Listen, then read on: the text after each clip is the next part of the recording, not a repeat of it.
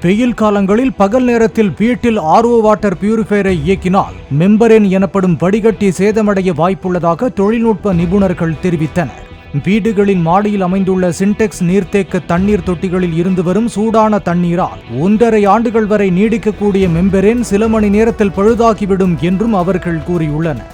Summer சீசனில் இதை prevent பண்ணுறது ரொம்ப இம்பார்ட்டன்ட். அதனால கோடை காலத்தில் பொறுத்த வரைக்கும் காலையில் ஒரு 9 மணிக்குள்ளே உங்களுக்கு தேவையான வாட்டர் நீங்கள் பிடிச்சி வச்சுட்டு மிஷினை ஆஃப் பண்ணி வச்சுருங்க.